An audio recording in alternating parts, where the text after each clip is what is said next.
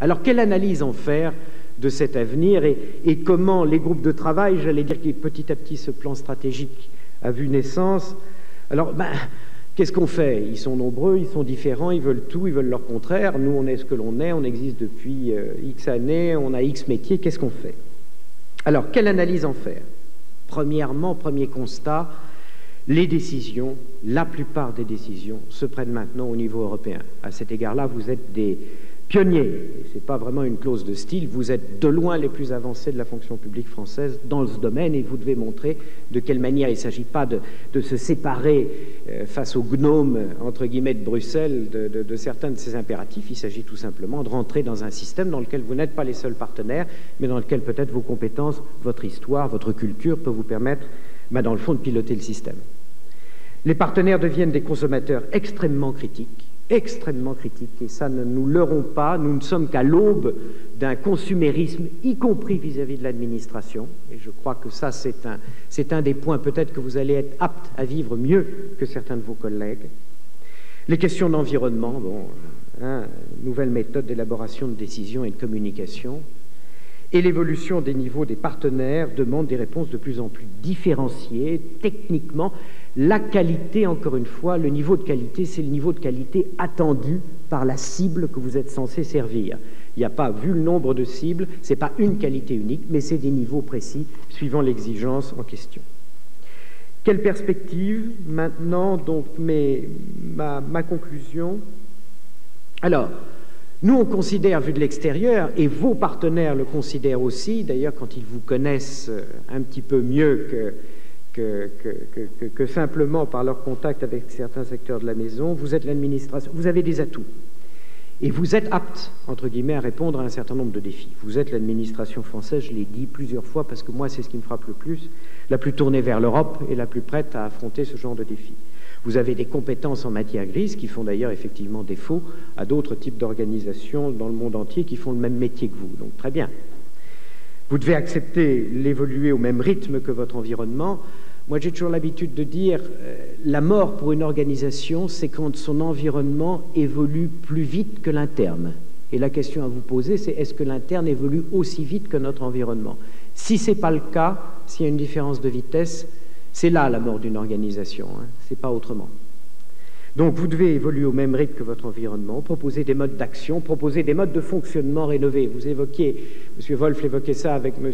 Graff, c'est jamais, rarement des problèmes de structure, mais souvent des problèmes de comportement ou des problèmes de mode de fonctionnement. Pour y arriver, c'est clarifier un projet afin d'avoir un positionnement cohérent. Dans le fond, on fait quoi? On est quoi? Vous êtes intimement persuadé, vous connaissez votre métier, donc vous êtes sûr que tout est clair pour vous. Mais je vous assure que tout n'est pas clair pour vos partenaires, y compris de grands partenaires qui vous voient tous les jours. Concrétiser votre ouverture et vos idées au niveau européen à une place européenne, mais peut-être un rôle européen encore plus important. Être davantage à l'écoute des attentes de vos clients.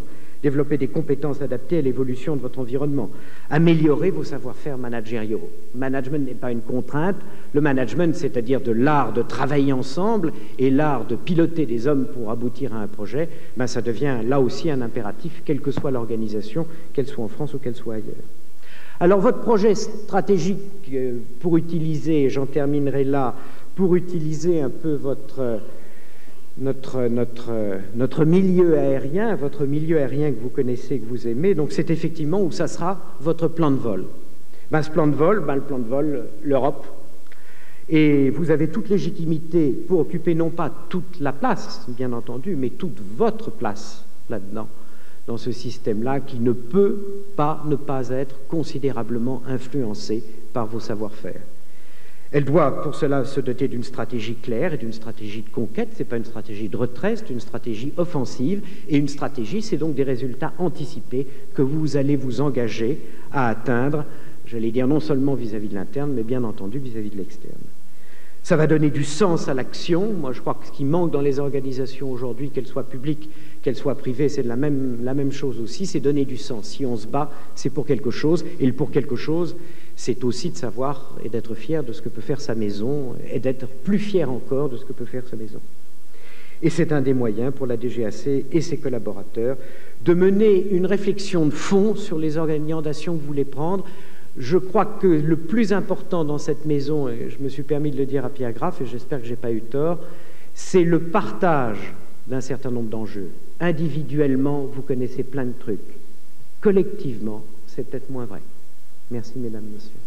Il faut effectivement que j'essaie de vous dire, après tout ce que vous avez pu voir dans ce film, après toute l'analyse critique que j'aime bien de M. Placet, parce que justement, je ne partage pas tout à fait tout ce qu'il dit, mais enfin, ça nous bouscule un petit peu, et c'est très bien, c'est très bien.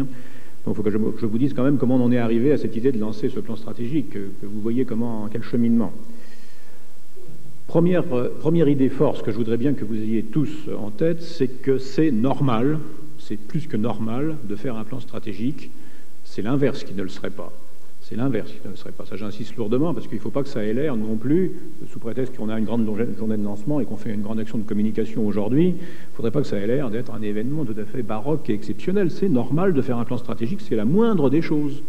Vous savez, j'assiste assidûment au conseil d'administration de la SNECMA, de l'Aérospatiale, d'Air France, d'ADP, autrefois d'Air Inter. Je vous assure, toutes ces grandes structures qui sont en plus proches de nous, elles ont toutes en permanence l'obsession de l'observation de leur environnement, l'obsession des enjeux qui en découlent, des objectifs à court terme qu'elles doivent avoir, des indicateurs qu'elles se mettent en place elles-mêmes pour surveiller les objectifs qu'elles se sont elles-mêmes donnés. Et la consigne, je ne sais pas si elles y parviennent toujours très bien du reste, enfin la consigne permanente de leur conseil d'administration, c'est de dire, bon, ben voilà, ces analyses que l'on a faites nous, diffusez-la, que l'information descende, diffuse, percole à travers l'ensemble de l'entreprise. Donc je vous assure que c'est un acte normal, archi-normal, et qu'une organisation comme la nôtre qui dépasse les 10 000 agents se doit absolument de suivre cette démarche. Bon, j'insiste pas plus, ça va de soi, mais je tenais à le dire en préambule quand même, c'est la moindre des choses, et je crois même, je vais même plus loin, je crois même que le comité de direction ne ferait pas son travail s'il en était autrement. Par ailleurs, il y a une impulsion gouvernementale qui est venue. Il y a le Premier ministre qui a pris des orientations très claires. M. Guessot, de son côté, a mis en place un délégué à la modernisation dans le ministère. D'ailleurs, je le remercie d'avoir eu la gentillesse de venir passer quelques moments avec nous, malgré, je le sais, une réunion interministérielle lourde qui se prépare.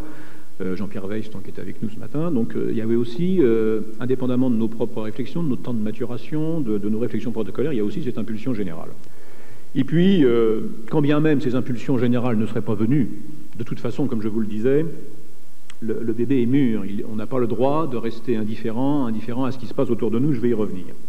Alors, devant cette situation, qu'est-ce que j'ai fait? Moi, j'ai commencé un petit peu peut-être par le petit bout de la lorgnette, mais par un échelon indispensable. J'ai commencé par réunir le comité de direction avant les vacances d'été. On s'est enfermé pendant 2 jours et on a essayé de travailler ensemble, de cogiter, de travailler ensemble. L'exercice était un petit peu inédit, on l'avait fait longtemps qu'on n'avait pas fait ça. Et on avait d'ailleurs failli à notre tâche, je le dis très clairement, on aurait dû le faire plus tôt. Bien, qu'est-ce qui s'est passé pendant ce comité de direction exceptionnel de 2 jours? Eh bien, chacun un petit peu a pu s'épancher. Il s'est penché sur ses inquiétudes, mais aussi sur ses satisfactions. On a commencé à faire le tri entre ce qui nous semblait, à notre niveau, à nous, aller bien et aller mal. Chacun a commencé aussi à voir un petit peu, à jouer les pitis, à dire un petit peu, mais voilà comment je vois, moi, non pas les 15 ans ou les 20 ans, on ne sait pas le faire, ça, mais voilà comment je vois, moi, les 3 ou 4, 5 ans qui viennent. Et de façon assez précise, tellement précise que chacun, d'ailleurs, a presque décliné, c'est un des rendus précieux de ces 2 journées de travail, chacun a presque décliné ce qu'il voyait dans son avenir proche et ce qu'il fallait faire, finalement, sous forme d'action concrète. Et puis ensuite, on a fait un gros travail de tri. Dans tout ce fouillis de réflexion, on s'est dit, mais quand même, tout ça est illisible. Qu'est-ce qu'il y a de fondamental? Qu'est-ce qui est fondamental? Que doit-on retenir? Et ce travail a été fait aussi. Et quand on a eu terminé notre réflexion stratégique pendant 2 jours, encore une fois, ça a été un petit peu long à s'amorcer, on s'est dit que cette fois, c'était vraiment mûr, qu'il ne fallait pas qu'on garde ça pour nous, qu'il y avait, pour toutes les raisons que je vous ai dites, absolument utilité à lancer un plan stratégique qui, cette fois-ci, ferait partager aux 10 000 agents ce qu'on avait en tête, nos réflexions et notre analyse de la situation. à la fois pour la partager, mais aussi pour l'approfondir, parce qu'il est clair aussi que ce n'est pas en 2 jours que 12 ou 15 personnes réunies, aussi intelligents et de bonne volonté soient-ils, ce n'est pas de cette façon-là qu'on peut aussi résoudre tous les problèmes. Donc il y a absolument nécessité à enrichir tout cela. Donc voilà comment les choses sont parties. Alors maintenant, sur le fond, il me reste 5 minutes. Qu'est-ce que je voudrais vous dire à ce stade de la journée sur l'essentiel et sur le fond? Je vais me caler d'ailleurs sur ce qui est sorti de cette réunion du comité de direction d'avant les vacances. Première remarque, j'insiste pas trop parce que, après tout, c'est pas ça peut-être le plus fécond, mais il faut le savoir et l'avoir en tête, et je remercie M. Placet de l'avoir dit. La maison marche bien. Faut quand même pas non plus qu'on se méprenne. Il ne s'agit pas de jeter le bébé, hein. La maison marche bien. On a d'énormes atouts, et le principal atout, et nous sommes d'accord là-dessus, on concorde bien avec l'analyse qui a été faite par M. Placet en se confrontant à l'extérieur. Notre compétence technique est d'ailleurs notre principal atout, notre principale richesse. Elle est incontestable, elle est incontestée. Donc ça, c'est vraiment un atout fort. On a un deuxième atout fort qui est culturel. Celui-là, c'est un authentique amour du métier. Je crois que les gens de cette maison aiment leur métier, aiment leur travail. J'ai encore, malgré le temps qui passe, j'ai encore un œil un petit peu neuf parce que je ne suis pas tombé dans la DGAC tout petit, moi. J'ai connu d'autres structures administratives. Je vous assure que ça a l'air d'aller de soi, ce que je dis, mais ça ne va pas de soi d'ailleurs, hein, cet amour du métier. Donc on a ça, c'est une force énorme. Et j'insiste pas parce que c'est pas la peine de s'envoyer des fleurs en permanence. On n'est pas là pour ça spécialement. On a aussi une certaine culture de l'international qui est forte, qu'on pourrait développer, qu'on doit développer, mais qui est déjà très forte et déjà de très bonne qualité. Et je vous assure, moi je suis amené à côtoyer mes homologues britanniques, anglais, espagnols assez fréquemment. Je vous le dis très très franchement et sans flagornerie, on n'a absolument pas à rougir de ce que l'on fait ici en France à structure comparable. Franchement pas. Bon, ça c'est nos points forts et c'est quand même un constat qu'il faut avoir en tête. Ceci étant dit, quand on a dit ça, on n'a pas dit grand-chose parce qu'il faut aller plus loin. On a constaté une deuxième chose aussi, je le dis en passant, on a constaté une deuxième chose, c'est que la DGAC ne peut pas se résumer à un slogan. On avait un peu cette idée en entrant en séminaire de se dire, bon, allez, on va se donner un grand objectif majeur qui va nous incarner pendant 1 an, 2 ans, 3 ans. Peut-être que notre consultant avait cette idée-là en tête aussi. Ben non, on n'y est pas arrivé, on n'y arrivera pas. Ça, je crois que ça a été dit dans le petit film que vous avez vu, ça s'est bien senti dans les interviews. On est très divers, les métiers sont compliqués, sont enchevêtrés les uns avec les autres, sont dépendants les uns des autres, mais on est extraordinairement divers. À la fois dans nos techniques, à la fois dans nos clientèles, entre guillemets. J'aime ni usager ni client, alors je ne sais pas pourquoi je trouve un vocabulaire. On n'y arrive pas. Ce n'est pas une raison pour dire que la DGAC n'a pas de sens. Et c'est un petit peu tout mon propos. C'est de dire que c'est peut-être vrai que nous avons des objectifs divers, des métiers divers, des interlocuteurs divers, et qu'on ne peut pas se résumer à un slogan, à un thème fort. Mais pour autant, j'ai l'intime conviction, je suis même absolument certain de ce que je dis, que l'unité d'action et l'unité de culture peut nous permettre d'exercer nos métiers, chacun de nos métiers, mieux qu'on le fait aujourd'hui. Et que ça, c'est une chose qu'on n'a pas complètement labourée, pas complètement exploitée. C'est le grand thème de l'unicité de la DGAC, mais ça, c'est un slogan. Il ne faut pas que ça soit uniquement un slogan, il faut le démontrer. Démontrer qu'on a les avantages, et il me semble qu'on a quelque chose de très très bien à faire, si on y parvient, parce que je crois franchement que l'outil en vaut la peine, très franchement.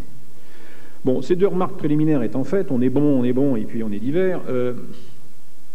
Le fond, tout ça. Le fond, ça a été dit. Le fond, c'est que le constat majeur, le constat fondamental, qu'on ne peut pas éviter, c'est que nous sommes dans un environnement qui bouge à une vitesse extravagante, une vitesse énorme. Ça, de ce point de vue, le petit film qui n'a pas de prétention particulière, il était très, très bien fait de ce point de vue parce qu'il était actif précisément, et on voit ce tourbillon.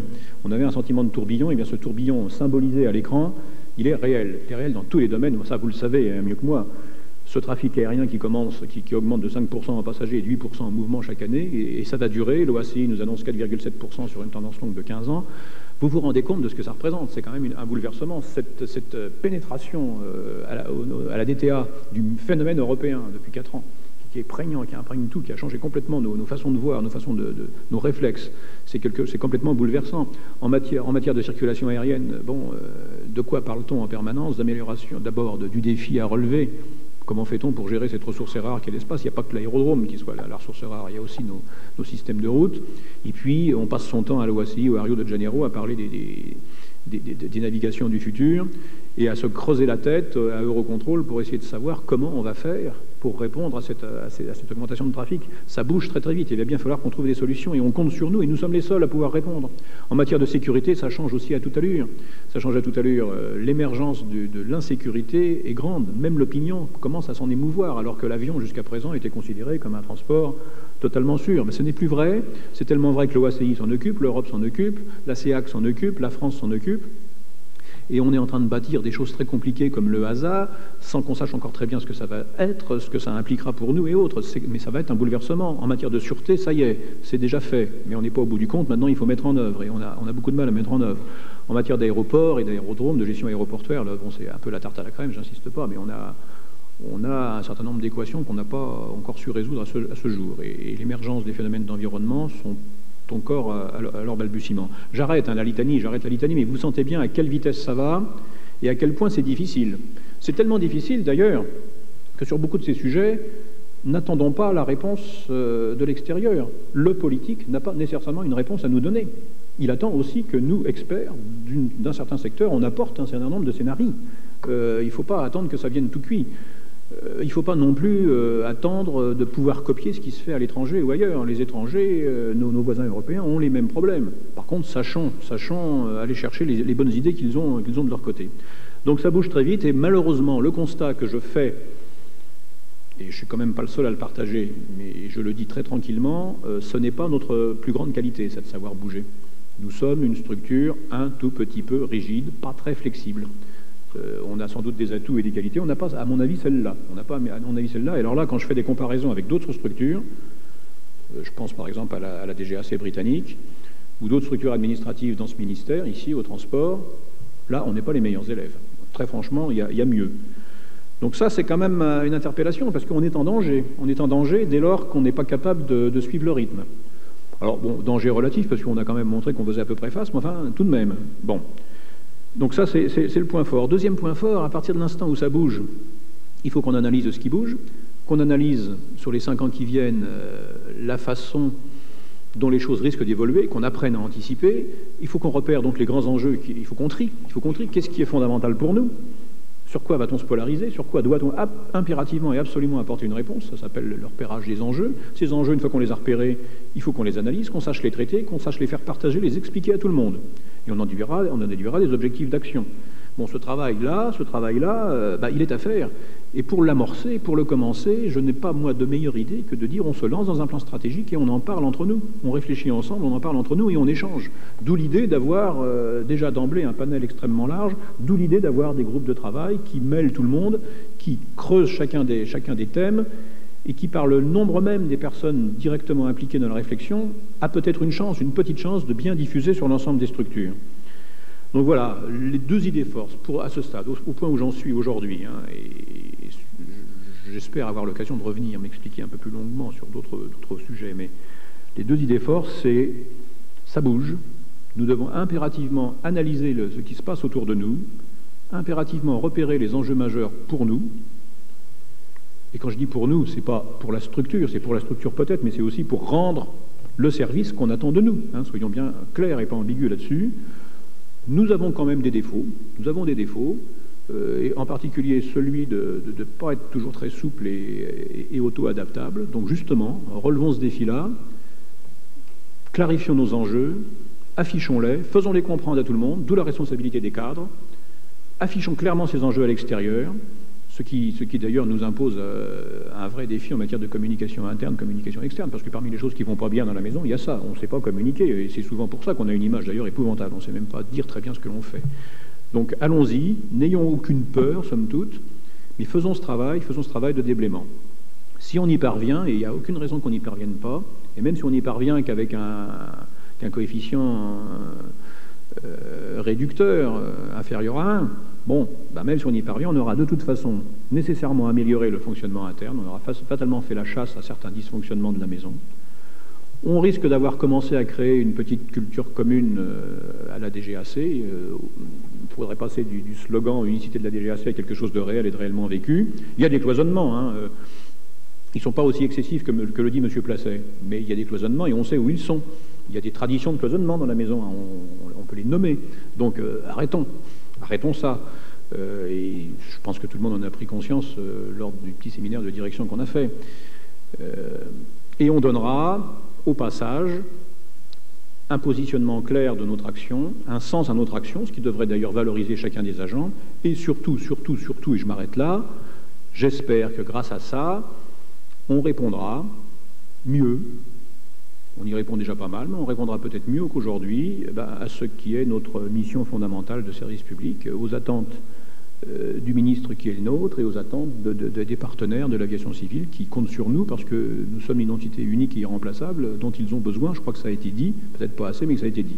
Bon, si on parvient à ça, même partiellement, on aura de toute façon très très bien travaillé, donc il n'y a aucun risque à se lancer. Allons-y sans nous réfréner. Je m'arrête à ce stade parce que j'ai déjà dépassé de 5 minutes le temps imparti.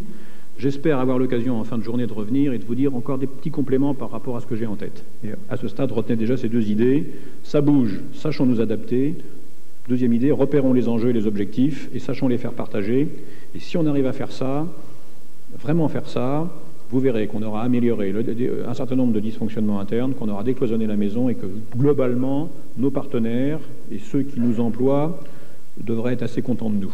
Bon, je voudrais 3-4 remarques. Alors là, je sors du langage technocratique. Je voudrais essayer de parler un petit peu à cœur ouvert. C'est peut-être un peu trop. Je ne vais pas bien me déboutonner, mais enfin, vous parlez assez sincèrement et franchement. Premièrement, j'espère, enfin moi je l'ai été, j'espère que vous avez été convaincus que la démarche qui est lancée aujourd'hui n'est pas une démarche de blabla théorique, de trompe-l'œil ou de rideau de fumée. J'espère que vous avez été convaincus que les sujets qu'on va aborder sont des vrais sujets concrets qui nous concernent dans notre vie quotidienne, qui sont nos sujets professionnels. Je voudrais que vous en soyez convaincus, parce que c'est vraiment la consigne qui est donnée, c'est vraiment la volonté de ce qui a été construit, et c'est vraiment de cette façon-là que les animateurs de groupe prennent les choses. Donc j'espère que vous sentez bien que la matière est concrète, qu'on est loin d'un projet de service, hein, vous le sentez bien, c'est un plan stratégique, on n'est pas en train de réformer la DGAC, de se demander comment on s'organise, on est en train de penser au contenu de notre métier. J'espère que vous sentez bien que c'est concret, que ce n'est pas du blabla. J'insiste parce que je sais que des démarches comme celle d'aujourd'hui n'ont pas toujours bien bonne presse dans la maison, et c'est vrai qu'on me dit que le plan précédent n'était pas un succès, etc. Bon, il y a tout ça, il y a tout ce passé. Donc je le dis très clairement, bien sûr on peut échouer une deuxième fois, on peut peut-être aussi essayer de réussir. Et je voudrais être clair, on est dans le concret, dans la vie professionnelle vraie. Bon, ça c'est le premier point qui m'a personnellement un peu frappé aujourd'hui. J'ai pris des vagues notes là, mais bon. Deuxième point que je voudrais vous dire, très sincèrement, c'est que c'est assez simple, c'est que je compte sur vous. Je compte sur vous. C'est désagréable de dire je, hein, mais bon, je suis bien forcé de m'exprimer comme je le peux. J'entends diriger cette maison aussi clairement et aussi fermement que nécessaire, tout en étant respectueux du professionnalisme des uns et des autres. Et je voudrais faire les choses bien. Mais je ne ferai pas les choses bien tout seul. Ce que je ferai seul ne vaut rien. Ça, je le sais, j'en suis convaincu depuis un moment, j'en suis de plus en plus convaincu, parce que précisément, il y a ce tourbillon que vous avez vu, et vous vous rendez compte que quand même, si on veut tout de même y faire face, ça demande, qu'on le veuille ou pas, appelons un chat, ça demande une certaine mobilisation. On n'est pas dans le ronron, dans le train-train. Et moi, j'assume ce qu'est cette maison, je fais de mon mieux pour essayer de travailler correctement, mais c'est vrai, et je veux vraiment ardemment que cette maison soit bonne et travaille bien, qu'elle rende des services qu'on attend d'elle, mais encore une fois, j'ai besoin de vous. Donc je lance vraiment un appel aux 400 personnes qui sont là, mais bien sûr, j'entends bien que vous le diffusez, il faut qu'on soit tous dans l'axe, tous dans la même ligne pour se mobiliser sur les thèmes qui sont ceux-là. Et encore, hein, on n'en a pas vu la moitié aujourd'hui, donc il faut que vous ayez bien conscience de l'ampleur du travail. Donc c'était ça mon deuxième message, c'est je compte sur vous, j'ai besoin de vous. Puisque je suis sur le jeu, je continue. J'ai un mal fou à faire mon métier, je vous le dis très franchement, j'ai un mal fou. J'aurais besoin d'anticiper. Personne ne sait anticiper dans la maison, moi pas plus que les autres. Donc il faut qu'on apprenne à le faire. Je voudrais être plus près du terrain, j'ai pas le temps. Il y a des services que j'ai pas encore vus au bout de 3 ans et demi, j'ai honte. Bon, il serait temps quand même qu'on me dégage le temps nécessaire. Je voudrais me consacrer vraiment fondamentalement au suivi du plan stratégique et des orientations stratégiques et ne pas me noyer dans le détail quotidien. Et vous avez entendu ce qu'a dit M. Frédéric Ricot ce matin. Vous voyez comment la maison fonctionne. Donc vous voyez, j'ai besoin de travailler mieux. Mais ce qui est vrai pour moi, je suis absolument convaincu qu'il est vrai pour chacun d'entre nous. Donc il faut absolument qu'on arrive à travers une mise en axe, une mise en synergie de la maison, à surmonter ces dysfonctionnements un peu agaçants et à travailler mieux. Donc, je le répète, j'ai besoin de vous, je ne ferai rien tout seul de valable, même si j'ai vraiment la volonté de le faire et si j'assume complètement. Et je crois honnêtement, sans vouloir en faire trop, je crois savoir où je vais, mais encore une fois, ça ne marchera qu'ensemble. Troisième point que je voudrais dire, alors là, je le dis vraiment, alors là, c'était pas évident d'emblée, c'est que j'ai une conviction profonde, vraiment profonde, que j'ai acquise peu à peu, en étant ici, en étant parmi vous, et qui ne va pas de soi, et je voudrais vraiment la faire partager. Je vais vous dire pourquoi. C'est que je suis absolument persuadé que la DGAC, telle qu'elle est faite aujourd'hui, peut et potentiellement capable d'être la meilleure. Je regardais les thèmes, la meilleure partout. Je regardais les thèmes qu'on nous a proposés là, dans l'espèce de petit dépliant qui vous est distribué. Alors on dit qu'il faut améliorer, il y a l'Europe, il y a l'environnement, il y a la sécurité, etc. On liste tout ça. Enfin, cette page, elle ne me va pas, en fait. Enfin, elle me va, elle est bien, oui, c'est bien ça qu'il faut, de cela qu'il faut parler. Mais en fait, ce que j'aurais voulu qu'on écrive, c'est l'Europe. Oui, ok, d'accord, mais sur l'Europe, refaisons ce qu'a fait Franzen. On peut être les meilleurs. On a les moyens d'être les meilleurs lobbyistes, d'être les meilleurs pour faire passer nos idées, notre conception, notre technicité. Et indirectement, on rend service à notre pays. La sécurité, on peut être les meilleurs, etc., etc. En matière d'environnement, on doit être pionnier. C'est ça, c'est cette ambition-là que je voudrais qu'on ait, parce que je veux pas qu'on l'ait, c'est pas un slogan pour dire qu'on gagnons, ça n'a aucun sens. C'est parce que je sais fondamentalement, j'en suis vraiment convaincu, je sais qu'on a ce qu'il faut pour. On a ce qu'il faut pour, et souvent on échoue tout près du but, parce que on a nos rigidités, nos états d'âme, notre façon de travailler parfois ancestrale, nos dysfonctionnements internes. Je ne vais pas y revenir, on a cité tout ce qui marche pas bien. Il y a quand même pas mal de sujets qui marchent pas bien. Donc c'est trop dommage d'échouer si près du but, alors que cette maison a vocation à l'excellence. Et derrière ce que je dis là, c'est pas totalement dénué d'arrière-pensée. C'est que précisément, nous sommes soumis aux critiques. Vous le savez bien, on est même battu régulièrement tous les 3 ans en contentieux. On est soumis aux critiques. Je sais ce que dit, par exemple, IATA, par exemple, sur les organisations publiques. Et pour reprendre un peu ce que disait M. Delrier tout à l'heure, je suis convaincu que ça serait quand même pas mal que nous sachions faire la démonstration, et pas au niveau de la théorie, la démonstration vraie, au niveau des actes tangibles, que nous sachions faire la démonstration que notre organisation, notre conception intégrée, qui va de la construction aéronautique au bureau de piste, que cette conception-là, non seulement elle marche, elle a fait ses preuves, mais elle peut même gagner. C'est pas neutre par rapport à notre avenir, et c'est pas neutre par rapport aux critiques, aux sollicitations et aux idéologies qui sont véhiculées par certains de nos partenaires, et vous le savez bien, donc c'est pas tout à fait neutre. Cette démonstration d'excellence, elle est à notre portée, j'ai la conviction qu'elle est à notre portée, je le sais. Essayons de le faire, et vous savez bien, je ne le dis pas pour moi, ce n'est pas le destin du DG qui est en cause, ce sont des actions longues, donc vous voyez ce que je veux dire, je ne le dis pas pour moi, je le dis vraiment parce que je le pense profondément. Dernière chose, c'était en filigrane, et je crois que je voudrais insister dessus, c'est qu'effectivement, il faut qu'on ait une communauté de vues, on travaille ensemble. Je bavardais à table avec M. Placet tout à l'heure, il me disait que le patron d'un grand groupe, enfin c'est un patron comme je les aime pas trop, parce que c'est quand même des conceptions de management qui sont à mes yeux un petit peu obsolètes. Mais enfin, il disait j'ai besoin que chacun dans ma maison ait dans la tête le tiers de ce que j'ai dans la tête.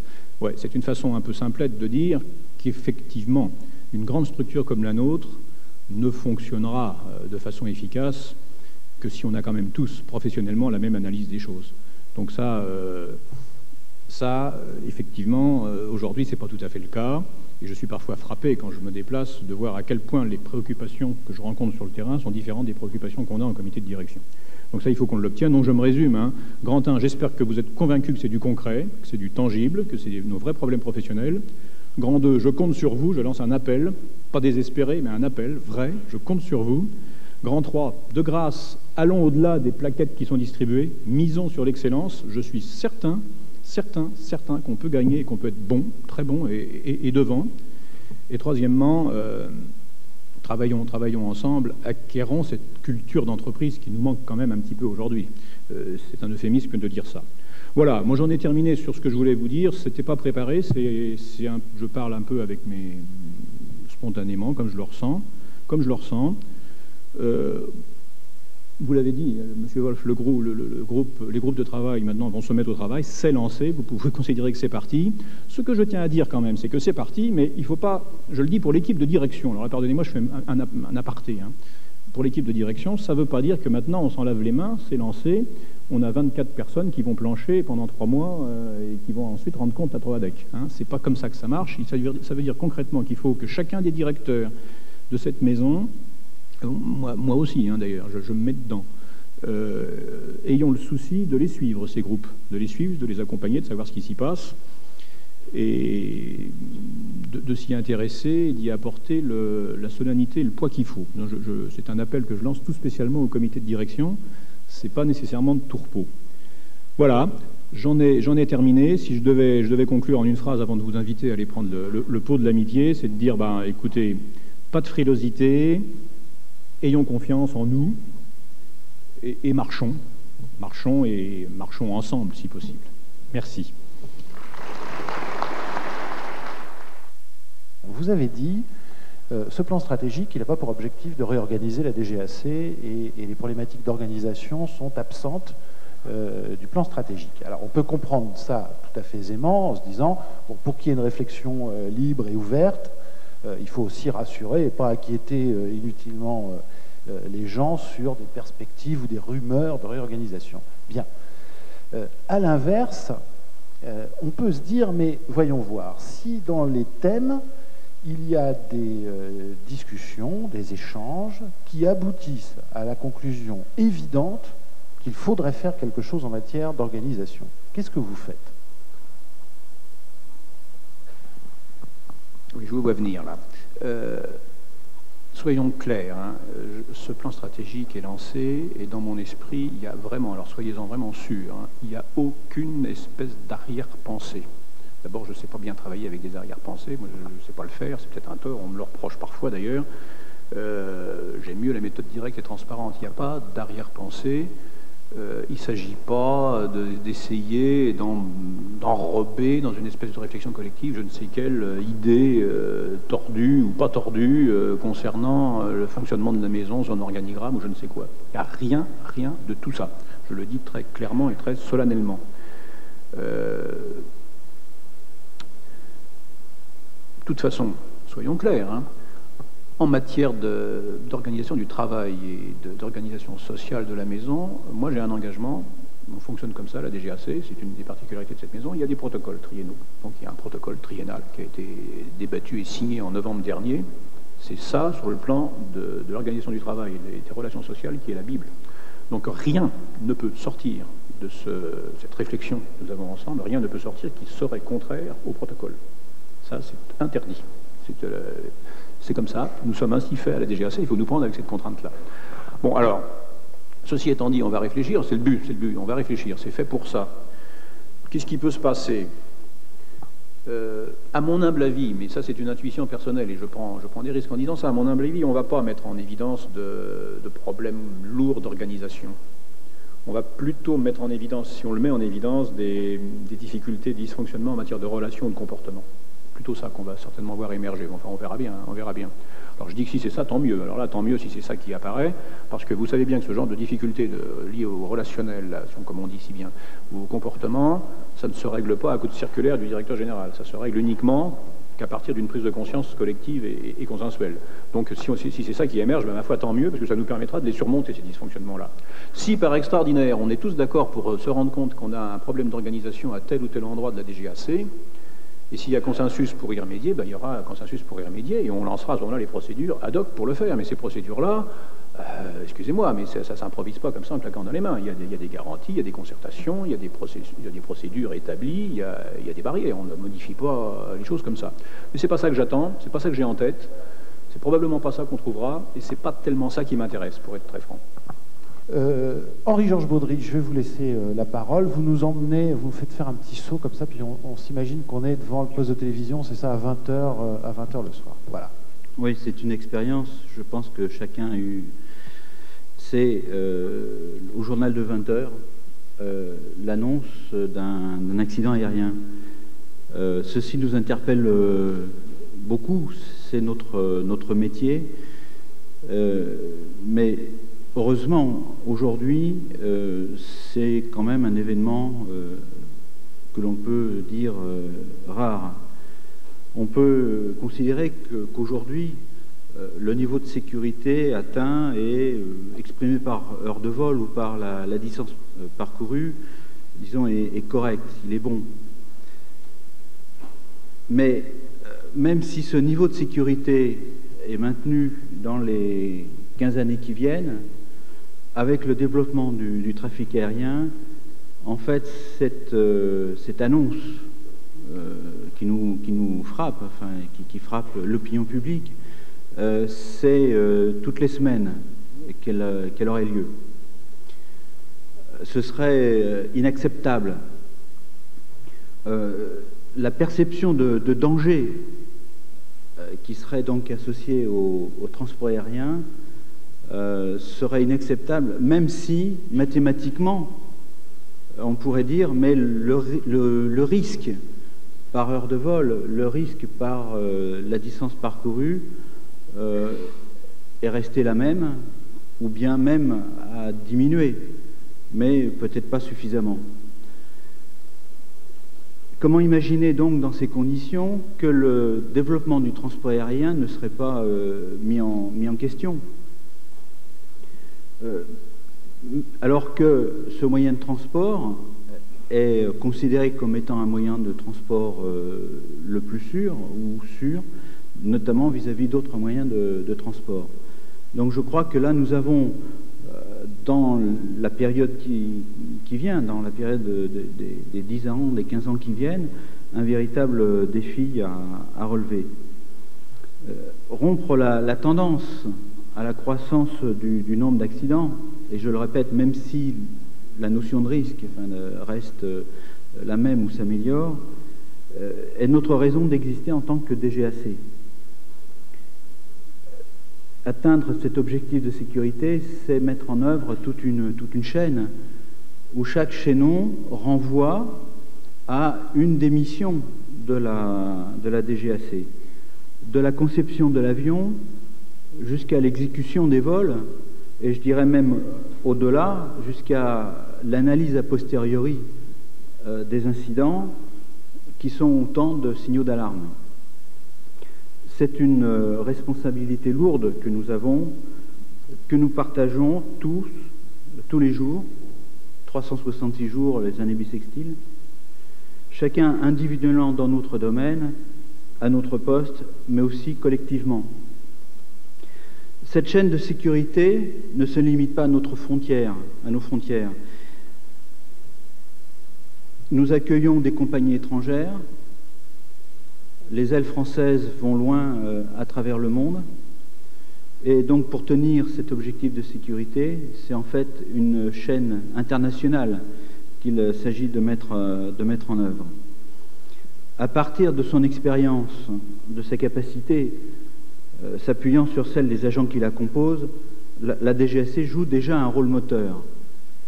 Mais il y a encore à faire et un grand champ pour aller au-delà. Elle participe activement à la mise en œuvre des programmes de l'OACI, au plan européen aussi.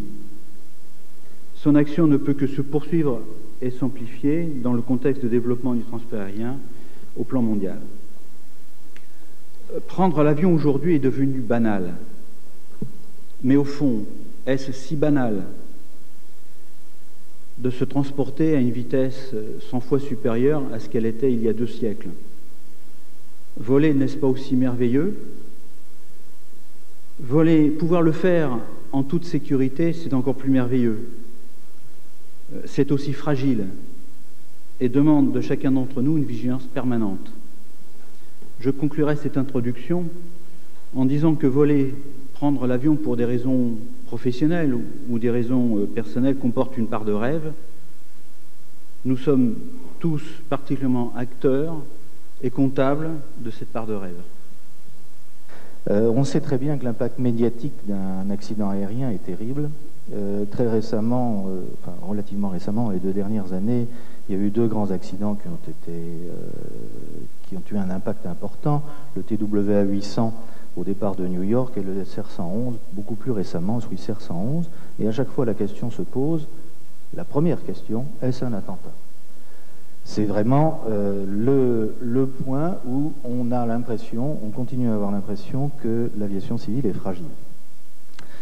C'est une des raisons pour lesquelles les problèmes de sûreté, de prévention contre les risques d'attentats en vol et d'explosions en vol ont pris une place de plus en plus importante depuis les grands accidents du TWA de Lockerbie et du Paname de Lockerbie, pardon, et de l'UTA de Ténéré depuis 88.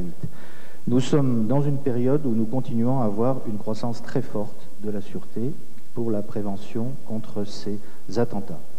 Heureusement, il semble que dans les dernières années, ça ait eu un effet relativement dissuasif. On ne peut pas absolument certifier qu'il y ait une corrélation complète entre la réduction du nombre d'attentats et le fait que les mesures sont plus efficaces, mais je pense qu'il y en a quand même une certaine. Nous continuons à avoir un programme très volontariste de mise en place de la sûreté, qui a été confirmé d'ailleurs par le ministre dès qu'il a pris ses fonctions, notamment dans le lancement du programme de contrôle de bagages de soute, où il a confirmé la volonté qui est commune en Europe d'arriver à retirer cette faille qui subsiste encore en général dans nos systèmes, qui peut permettre à un suicidaire ou à une personne dupe de transporter quelque chose à son insu et de créer un accident en vol. Donc ce programme est extrêmement important. Comme l'a évoqué tout à l'heure Thierry Reviron, il a parlé d'1 milliard, mais je crois que c'est plus près de 2 milliards sur les 4 ans ou 5 ans à venir. Et par ailleurs, il y aura des problèmes d'exploitation qui ne sont pas encore complètement résolus, dans la mesure où le financement devra être trouvé pour que les aéroports puissent assumer cette charge. Par ailleurs, nous avons un problème qui est propre à notre administration dans ce domaine. Le rôle essentiel de l'administration est de réguler, établir la réglementation, ce que nous faisons depuis 3 ans pour conforter la sûreté comme étant un élément important, mais il doit être encadré par la loi et les règlements. Et deuxièmement, nous aurons un rôle de contrôle de plus en plus important et de coordination des moyens sur les plateformes. Nous ne sommes pas le seul acteur dans la sûreté, nous en sommes assez responsables, mais nous avons à nous reposer sur les moyens d'autres administrations et maintenant du monde privé, des aéroports et de sous-traitants privés pour effectuer les mesures de sûreté. Donc nous devrons avoir un rôle de contrôle qui sera réparti dans toute la France sur tous les aéroports, et je pense qu'à ce titre il sera tout à fait impératif que la fonction de sûreté devienne une fonction beaucoup plus permanente sur les aéroports. C'est le cas sur les grands. Sur les petits, actuellement, il y a un petit peu une carence d'un responsable sûreté qui ait suffisamment de temps pour s'y consacrer, pour jouer ce rôle de coordonnateur et de contrôle. C'est donc, je pense, un enjeu que nous aurons dans les années à venir.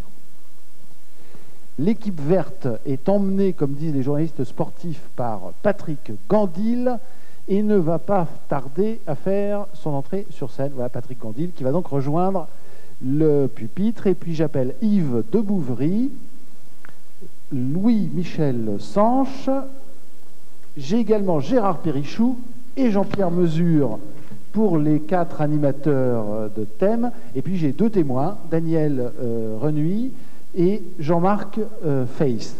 Voilà, qui vont me rejoindre ici sur les petits tabourets. Alors Patrick Gandil, on est un peu trahi par la technique ce matin. Alors on n'a pas la vidéo du journal télévisé et on n'a pas la fameuse minute de silence qu'on voulait faire, ce qui est quand même bien le moins quand on veut parler du bruit.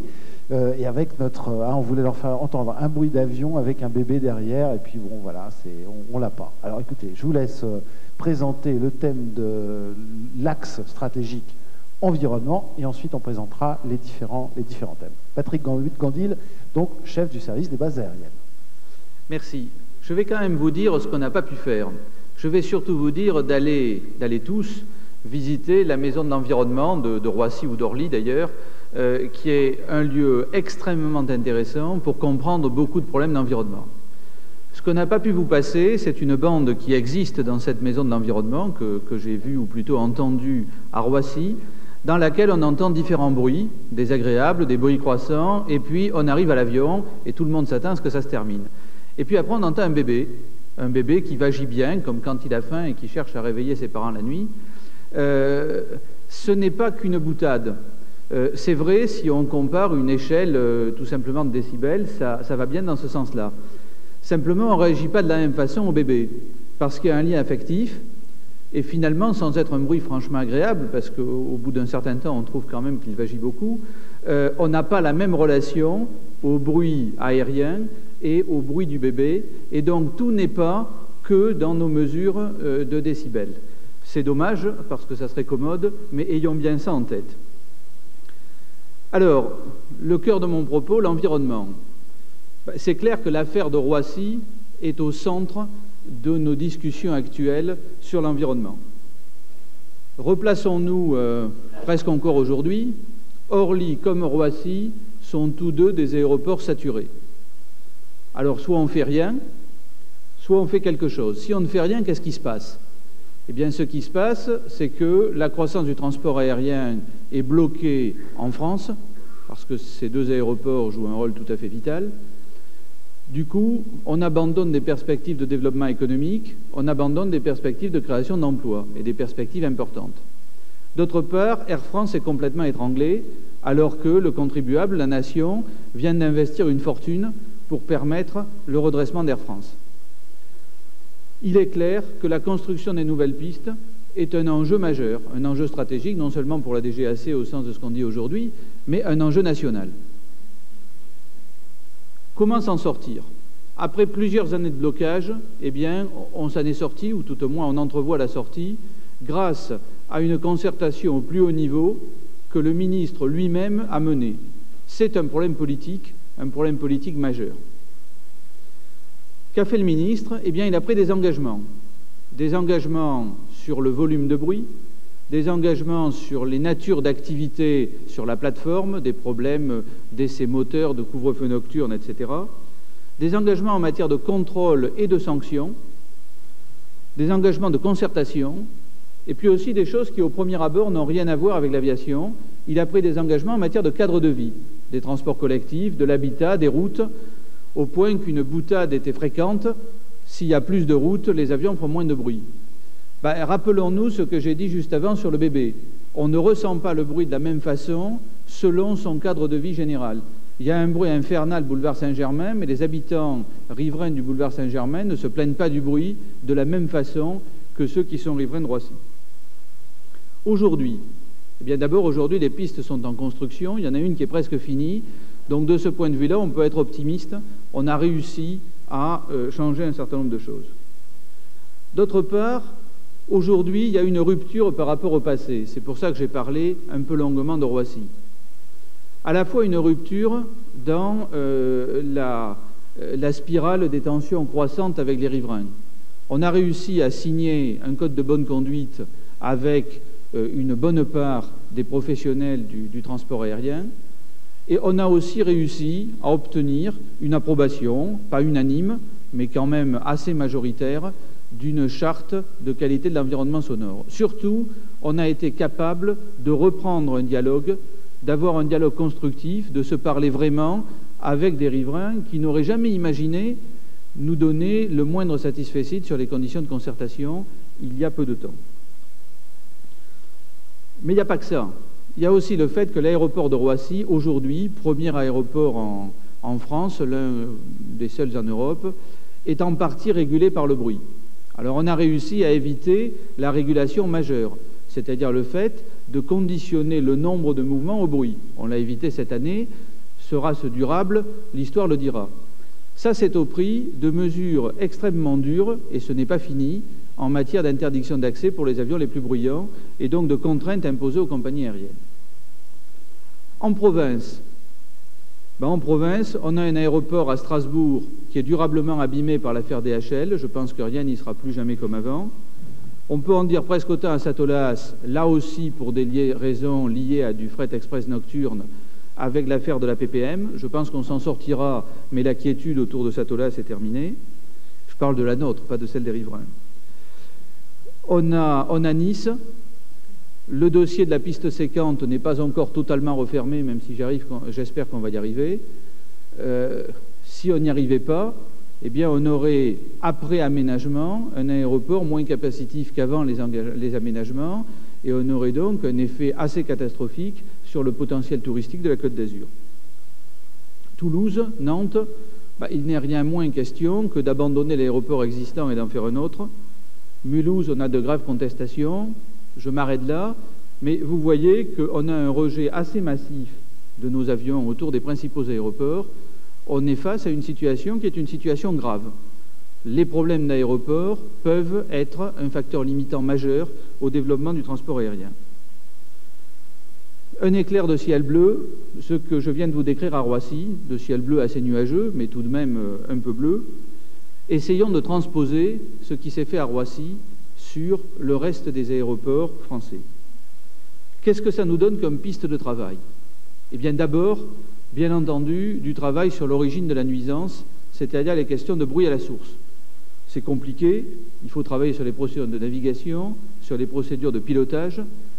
On a tous en tête de multiples questions qui se posent là autour. Faut-il intercepter l'ILS plus haut? Faut-il accepter ou interdire les procédures à vue autour des grands aéroports? Comment optimiser les conditions de sortie des traînées dans les phases finales de l'approche? Mais il y a aussi des questions de recherche auxquelles nous participons et nous adhérons considérablement. Simplement, on ne peut pas s'en satisfaire uniquement parce que la recherche n'a qu'un effet à long terme. Deuxième grand axe, développer de nouveaux modes de concertation. Les questions de charte, l'information régulière des riverains, tout ce qui peut se passer autour de commissions consultatives de l'environnement qui sont des commissions honnêtes où on a vraiment envie de se parler et pas uniquement de noyer le poisson. Là aussi, tout le travail fait autour de Roissy doit nous servir. Ça a été un travail long qui a nécessité une implication considérable en temps de multiples acteurs. Un préfet y a consacré presque une demi-journée par semaine pendant 6 mois. Frédéric Ricot y a consacré un temps fou à complètement porter tout ce qui concerne le travail avec les professionnels. L'ensemble des participants, tant du monde des bases aériennes que du monde de l'environnement, s'y sont aussi considérablement impliqués. On a une voie qui peut être fructueuse. Enfin, on a une grande voie de travail dans ce que je qualifie d'urbanisme aéroportuaire. Nous avons de multiples procédures, les APPM, les PEB, les plans de composition générale, tout ce qui touche autour de l'utilité publique, et j'en passe. Et puis nous avons des temps de concertation. Les deux ne sont pas cohérents aujourd'hui, et nous ne concertons pas exactement au bon moment par rapport aux grandes décisions. Tout ça donne une impression assez catastrophique, à la fois d'un État un peu balbutiant, qui pose plusieurs fois la même question, et de processus de décision qui ne sont pas efficaces. Et au fond, ce qui est peut-être le message majeur de mon propos, c'est que nous ne progresserons vraiment que quand nous aurons retrouvé une vraie légitimité démocratique de nos processus de décision. Et c'est ça qui se trouve au centre de toutes nos questions d'aéroport. Merci. Franck Morisseau, je vais vous laisser la parole. Alors vous allez quand même nous dire pourquoi le management est un des axes stratégiques et pourquoi c'est pas seulement... Bon, quand on est dans une culture technicienne, on se dit toujours puis il faut mettre un peu de sciences humaines là-dedans, donc on va parler de ressources humaines, de management et de communication. Non, là, le management est un des axes stratégiques, puis vous allez nous expliquer pourquoi, et ensuite, on reprendra le même schéma que celui qu'on a suivi ce matin, et on verra les thèmes un par un. Franck Morisseau. Merci. Nous le savons tous, et vous venez de nous le dire, que la notion de management est au cœur des activités de la DGAC et qu'elle constitue à l'évidence une préoccupation majeure de tout plan stratégique d'entreprise. C'est néanmoins par rapport aux autres thèmes du plan stratégique un thème très particulier, en ce sens que c'est bien sûr d'abord un des thèmes du plan stratégique. Mais il faut avoir conscience du fait que l'élaboration du plan stratégique elle-même est elle aussi un acte de management.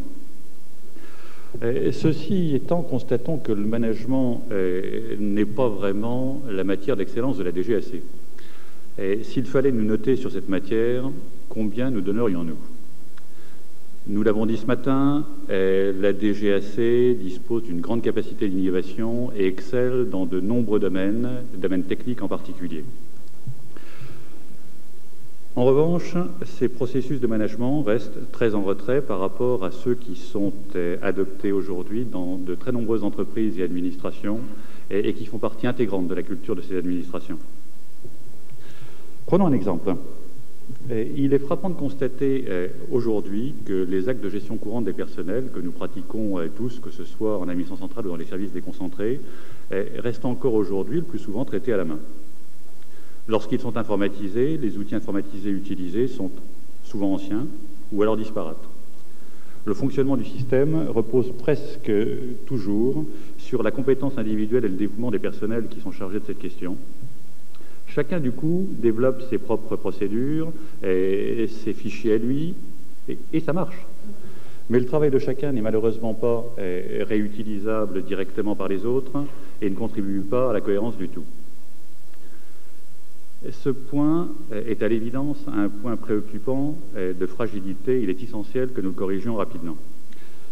Ceci est d'autant plus essentiel que nous savons que les outils existent et nous savons également qu'ils sont à la base de tout processus de management évolué. À l'analyse, on retrouve à divers degrés des points de fragilité de ce type dans les différentes composantes du management que sont les méthodes de direction, les méthodes d'encadrement, les méthodes de gestion des ressources humaines. On les retrouve également dans le domaine de la communication. Et on le retrouve également dans l'insuffisance que nous faisons d'outils élaborés et éprouvés de pilotage de gestion que sont par exemple les indicateurs, et les méthodes de gestion de la qualité ou les méthodes de gestion de projet. La communication en particulier est primordiale et nous savons que nous avons là un immense travail à faire. Je suis toujours personnellement très frappé quand je constate qu'une information sur laquelle nous pensions avoir communiqué n'est en fait pas arrivée à ceux que nous pensions atteindre. On peut penser que c'est un problème de tuyauterie, mais globalement, c'est un problème de communication. Il y a un autre domaine qui est fondamental également, c'est qu'il est primordial que ceux qui sont en responsabilité soient pleinement en mesure d'exercer ces responsabilités, mais également qu'ils aient pleinement le sentiment d'être en mesure de le faire. Il était donc indispensable que des groupes de projets approfondissent chacun de ces thèmes. Et ils vont maintenant vous être détectés et qu'ils présentés pour détecter à la fois les points de fragilité actuels et décrire les voies de projet qui nous sont ouvertes. Chaque groupe va définir ses propres objectifs, mais si je devais moi-même définir un objectif commun à l'ensemble d'entre eux, ce serait que la DGAC, avec ses particularités, ses richesses et sa culture, se soit approprié en 2001, puisque c'est notre objectif, les méthodes éprouvées de gestion et de management des grandes entreprises qui nous font aujourd'hui défaut. Il y a des méthodes, il suffit peut-être de les appliquer. Il me revient donc de présenter cet axe stratégique de l'Europe et d'emblée je préciserai de quelle Europe il s'agit. Il s'agit clairement non pas de l'Europe au sens géographique du terme, du continent européen, mais de l'Europe des coopérations fortes et en tout premier lieu de l'Europe communautaire, de l'Union européenne. Et je dirais que c'est bien pour cela que je suis chargé d'introduire ce thème, puisque la direction des transports aériens commence à bien connaître l'Europe communautaire. Cela fait près de 15 ans que le processus de communautarisation a été engagé dans le transport aérien. Cela fait maintenant presque 6 ans que ce que l'on appelle le 3e paquet de libéralisation du transport aérien, qui a créé le grand marché intérieur du transport aérien, est en vigueur. Donc, en matière d'Europe, la direction des transports aériens est certainement pionnière. Certes, les autres services et directions de la Direction générale de l'aviation civile ont une pratique constante, quotidienne, de l'action internationale et de la coopération européenne en particulier. Ceci se fait notamment dans l'enceinte de la Conférence européenne de l'aviation civile, la CEAC, dans le cadre des JA, dans le cadre d'Eurocontrol, dans le cadre particulier pour la DPAC de la supervision des coopérations entre industriels de l'aéronautique. Mais enfin, S'agissant de l'Union européenne, je crois qu'on peut dire clairement que l'emprise de l'Europe est moins forte dans les autres domaines de l'aviation civile qu'elle ne l'est dans le secteur du transport aérien. De manière un peu simpliste, certainement, j'aurais tendance à dire que pour la navigation aérienne, l'Europe, ce sont des études, des livres verts, des livres blancs, des projets. Pour le SFACT également, il y a un certain nombre de textes qui ont été adoptés, mais il y a aussi beaucoup de textes qui sont en devenir, en projet, que l'Europe d'ailleurs n'arrive pas à prendre. Je pense en particulier au projet de réglementation sur le temps de travail des personnels navigants. Donc les choses sont très fortes pour le transport aérien, elles le sont un peu moins pour les autres secteurs de la maison. Mais tout cela change très vite. Cette Europe communautaire, eh bien, elle devient une perspective très forte, très tangible pour l'ensemble des services et directions de la DGAC. L'ensemble de la maison est concerné, par exemple, par le récent projet de livre blanc de la Commission sur la tarification des infrastructures de transport. L'ensemble de la maison est concerné par les différents projets de texte sur l'environnement qui nous viennent de Bruxelles. Et puis, je pourrais citer également le service des bases aériennes qui est confronté à un projet de directive important sur les redevances aéroportuaires. Le SFACT, avec la perspective de création d'une autorité européenne de la sécurité aéronautique sous l'égide de la communauté. La navigation aérienne, bien sûr, avec l'adhésion de la communauté à un Eurocontrol qui est par ailleurs en cours de rénovation. Il est donc clair que l'Europe de l'aviation civile est en pleine effervescence.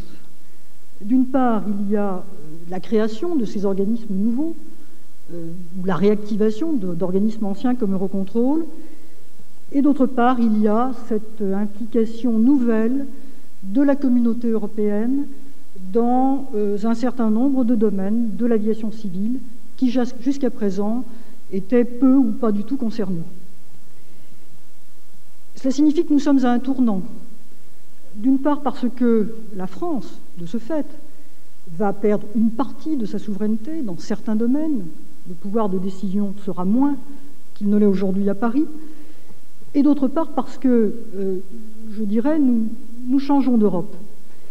Il faut bien prendre conscience de ce que l'Union européenne, ce n'est pas la CEAC. L'Union européenne, c'est une construction globale, politique et juridique. C'est un processus de décision à la majorité, rarement à l'unanimité, je dirais même très rarement à l'unanimité. C'est une Commission européenne qui a le pouvoir d'initiative, comme l'on dit, qui a également le pouvoir de vérifier l'application des textes. La Commission est gardienne des traités, selon la formule consacrée. L'Union européenne, c'est un Parlement européen, et ce sont aussi des institutions juridictionnelles. Pour faire court, l'Europe, ce n'est pas simple. Et la direction des transports aériens en a fait l'expérience assez fréquemment au cours de ces dernières années. Cela implique, je le disais tout à l'heure, une certaine perte de souveraineté. Cela implique de négocier, de trouver des appuis ici ou là pour aboutir à des compromis qui ne sont pas toujours satisfaisants.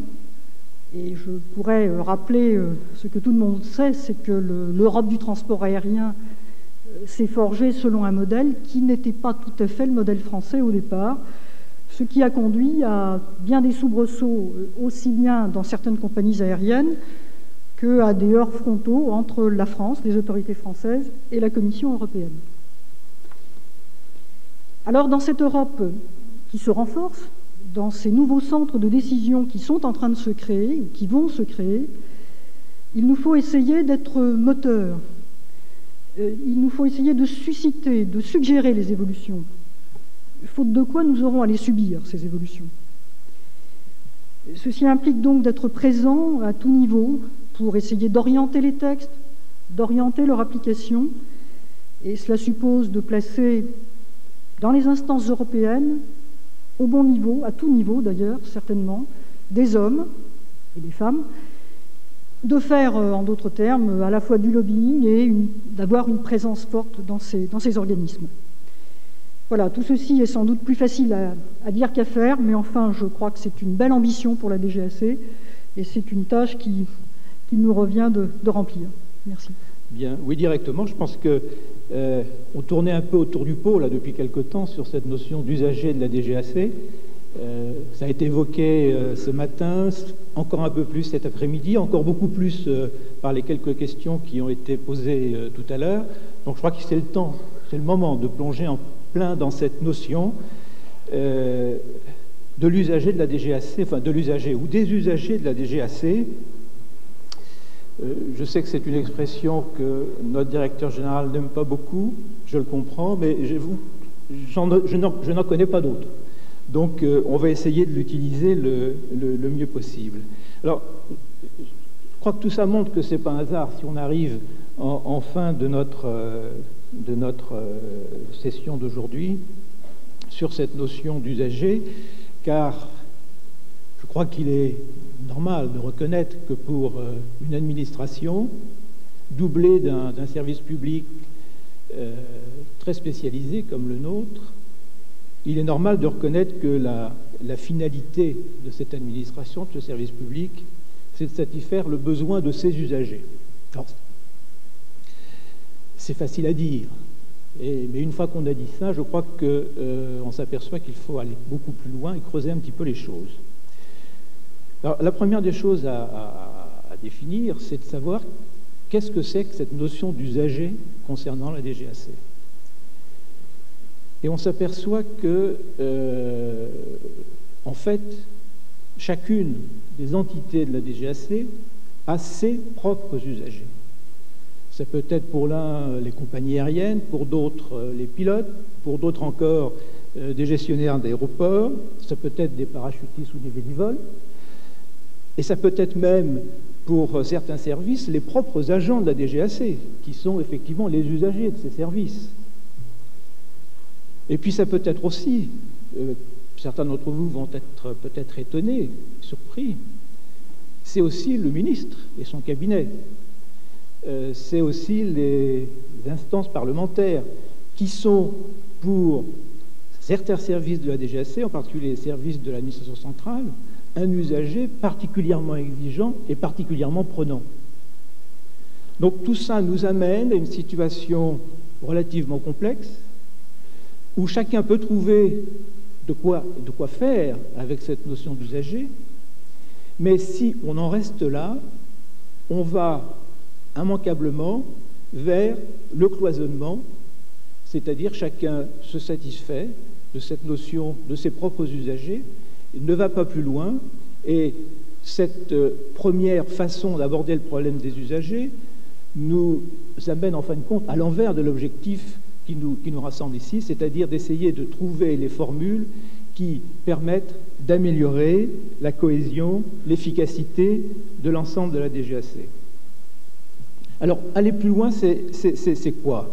Aller plus loin, en fin de compte, c'est d'essayer de définir pour la DGAC ses grandes missions, et à partir de ces grandes missions, identifier les usagers qui vont correspondre à ces missions. Et donc, à partir de là, on va trouver une formule horizontale qui va permettre de fédérer ou d'essayer de fédérer le plus possible l'action de l'ensemble des services de la DGAC. Je n'ai pas encore parlé du passager qui a été évoqué tout à l'heure. C'est pas un hasard parce qu'en fait, le passager, nous sommes peu en contact avec lui.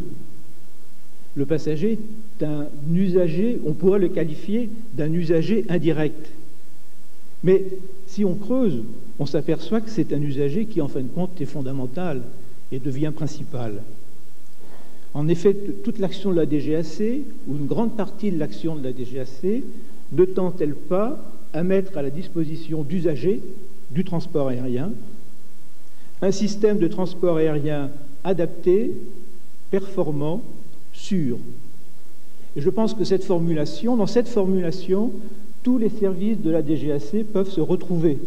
Chacun participe à sa façon, dans sa spécialité, à la satisfaction de cet objectif et donc à rechercher la meilleure satisfaction de l'usager du transport aérien. Alors, cette notion de passager est particulièrement riche, surtout maintenant, dans un système de libéralisation du transport aérien que soulignait tout à l'heure Daniel Benadon.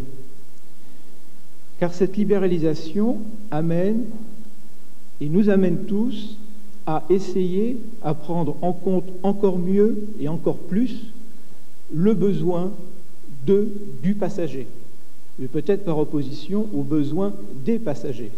Si je prends l'exemple de l'évolution que nous avons vécue dans le domaine du trafic intérieur, Air Inter a travaillé pendant longtemps de façon très efficace et l'entreprise Air Inter a développé tout un système de transport aérien intérieur qui répondait aux besoins de desserte de façon très positive pour l'ensemble de l'économie du pays. Mais ce que l'on peut dire, c'est que l'usager, le passager, était traité d'une façon collective, d'une façon uniforme, et que, dans cette optique, la qualité de service n'était pas considérée comme un objectif essentiel, même si cette qualité de service n'était pas ignorée. La libéralisation, maintenant, a complètement modifié la façon de traiter le passager. En effet, l'accent est mis maintenant sur la qualité de service, sur la nécessité de fournir un service de plus en plus personnalisé qui répond de mieux en mieux aux besoins individuels de chacun des passagers. Il faut effectivement pouvoir offrir aux passagers toute une gamme de possibilités, confort, prestations, tarifs, fréquences, qui permettent à l'usager de faire son choix et de trouver dans cette gamme ce qui lui convient le mieux. C'est donc une façon totalement différente d'envisager la notion de système de transport aérien que réclament nos usagers. Alors cette même libéralisation a créé des préoccupations nouvelles en matière de réalité de la concurrence, honnêteté de la compétition, qualité de l'information vers le passager, protection du consommateur. Et nous devons prendre en compte tous ces aspects. Et ce sont tous ces aspects qui vont orienter et qui doivent orienter notre action. Alors, il est vrai que le passager, si il est probablement l'usager final le plus important de notre action, la DGAC en a d'autres. Et il ne faut pas oublier que si ces autres existent, je prends l'exemple de l'utilisateur de l'aviation légère, qui peut se sentir délaissé du soin qu'on apporte à tout ce qui est orienté vers le passager du transport aérien. Cet utilisateur de l'aviation légère doit aussi, lui aussi, trouver sa place, même si, et c'est une difficulté de l'exercice, même si la satisfaction de ses besoins peut entrer parfois en conflit avec celle du passager. On pourrait d'ailleurs élargir cette réflexion d'autres missions qui sont données à la DGAC et qui nous permettent de définir des priorités dans le domaine de l'usager. J'ai parlé tout à l'heure de la finalité concernant le transport aérien, mettre en place un système de transport aérien adapté, sûr, efficace. Il y a plusieurs façons de le faire. N'a-t-on pas également une mission pour que ce système de transport aérien repose le plus possible sur des entreprises françaises? On pourrait imaginer un système de transport aérien qui repose sur des entreprises étrangères et qui pourrait très bien assurer le service. Mais le fait que ça repose sur des entreprises françaises a des conséquences considérables en matière d'emploi, en matière d'activité économique. Ça peut être aussi une des finalités de notre action. Et ce qui amène d'ailleurs, dans cette optique, à considérer que vis-à-vis de cet objectif, notre usager, entre guillemets, devient cette fois la compagnie aérienne française. Et sachant que nous risquons de tomber, là aussi, sur la même problématique que celle qui existe de conflit entre l'usager aviation générale et l'usager transport aérien, c'est qu'il peut y avoir un conflit entre les intérêts de l'usager passager et les intérêts de l'usager compagnie aérienne française, qu'il faudra gérer. Je m'arrêterai là sur cette problématique de l'usager pour conclure donc que l'objectif est de rendre bien évidemment le meilleur service à nos usagers, mais que ceci n'est pas simple, compte tenu des conflits d'intérêts que nous ressentons dans la définition des usagers prioritaires que nous devons servir. Mais soyons sûrs, de toute façon, que notre action, que l'action de la DGAC, son efficacité, sera jugée au degré de satisfaction ressenti par nos usagers. Et n'oublions pas aussi que ce degré de satisfaction sera fonction de la façon dont nous aurons pu communiquer, expliquer à nos usagers sur tous les problèmes qui les préoccupent. Donc c'est pour cela que 6 groupes sur ce thème vont en débattre et apporteront des réponses aux principales questions qui se posent. Merci. Jean-Yves Delay, est-ce qu'on n'a pas intérêt quand même, peut-être aussi, dans certains cas, à nuancer tout ce qu'on peut dire sur la qualité de service réel telle qu'elle est ressentie par les usagers, alors disons les utilisateurs aujourd'hui. Vous qui êtes un spécialiste du contrôle du trafic, justement. Du point de vue de la navigation aérienne et du contrôle du trafic aérien, nuancer, je ne sais pas si c'est le terme que j'emploierais, mais au moins mettre en perspective. En effet, je crois qu'on ne rappellera jamais assez que notre premier devoir en termes de qualité aux usagers, c'est la sécurité. Alors ça a été abondamment évoqué aujourd'hui. De ce point de vue, je n'ai pas de difficulté. Encore que ce matin, j'ai eu une inquiétude. Le film n'en parlait qu'une seule fois, et encore à travers les propos de quelqu'un d'Air France. Récemment, l'IATA disait à Eurocontrol dans un document que la sécurité n'est pas un problème en Europe.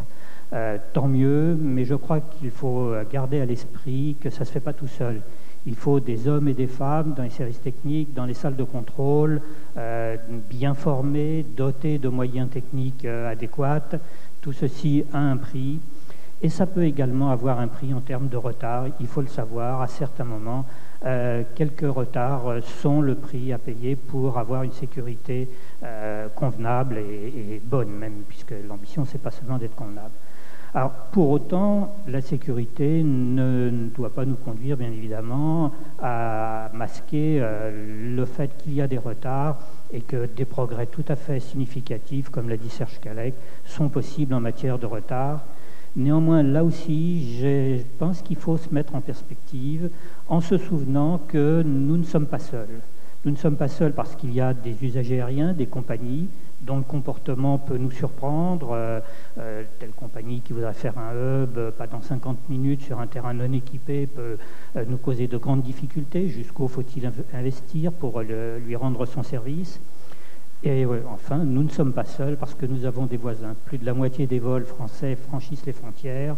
Le comportement de nos voisins influe sur notre qualité de service et réciproquement. Et donc là aussi, c'est un thème qui a été abondamment couvert aujourd'hui, mais la concertation avec les voisins européens est quelque chose de tout à fait essentiel.